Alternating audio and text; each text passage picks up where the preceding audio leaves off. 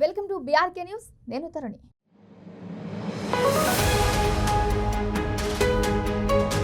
జమ్మూ కాశ్మీర్లో భారీ ఉగ్రదాడి చోటు చేసుకుంది. ఈ ఘటనలో పలువురు పర్యాటకులు, స్థానికేతరులు తీవ్రంగా గాయపడ్డారు. గాయపడ్డ వారిలో కొందరి పరిస్థితి విషమంగా ఉన్నట్లు తెలుస్తుంది.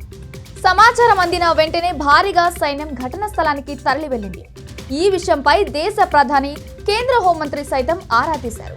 జమ్మూ కాశ్మీర్లో ఉగ్రవాదులు మరోసారి పేటెక్కిపోయారు. అనంతనాగ్ జిల్లా పహల్గాంలో పర్యాటకులే లక్ష్యంగా దాడిలోకి తెగబడ్డారు. మినీ స్విట్జర్లాండ్ గా పేరొందిన బైసారన్ ప్రాంతంలో విహారానికి వచ్చిన వారిపై పాశవిక దాడికి పాల్పడ్డారు. ఈ ఘటనలో 27 మంది పర్యాటకులు ప్రాణాలు కోల్పోగా మరో 20 మంది పరిస్థితి విషమంగా ఉన్నట్లు తెలుస్తుంది. కాశ్మీర్లో బీజేపీ ప్రభుత్వం ప్రతిష్టాత్మకంగా తీసుకున్న ఆర్టికల్ 370 రద్దయిన తర్వాత చోటు చేసుకున్న అతిపెద్ద ఉగ్రవాద దాడి ఇదే. అది కూడా ఈ ప్రపంచంలో టాప్ 10 పర్యాటక ప్రాంతమైన అనంతనాగ్ జిల్లాలోని పహల్గాంలో ఈ నరమేధం జరిగింది.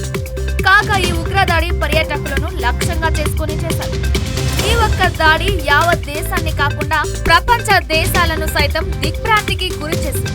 అగ్రరాజ్యం అమెరికా, రష్యా వంటి దేశాలను ఉలిక్కి పడేలా చేసింది. ప్రస్తుతం భూతల స్వర్గంలో జరిగిన ఈ దుర్ఘటన కేవలం ఉగ్రదాడిగా చూడాలా? నేరుగా పాకిస్తానే ఉగ్రదాడికి ప్రేరేపించిందా? పాక్ ఆర్మీనే ఈ దాడి చేసిందా? ఆర్టికల్ 370 తర్వాత జరిగిన అతిపెద్ద ఉగ్రదాడి, కాశ్మీర్ చరిత్రలో అతిపెద్ద మరణహోమం.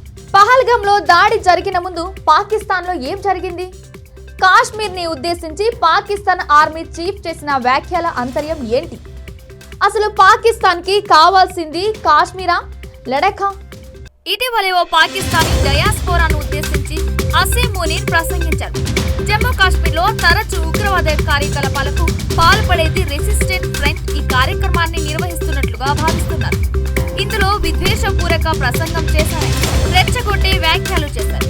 కాశ్మీర్ పై తమ వైఖరి ఎప్పటికీ మరవబోదని, ఆ ప్రాంతం పాకిస్తాన్ ప్రాణవాయువు అని అభివర్ణించారు. కాశ్మీర్ ను భారత్ ఆక్రమించుకుంటుందంటూ వ్యాఖ్యానించారు.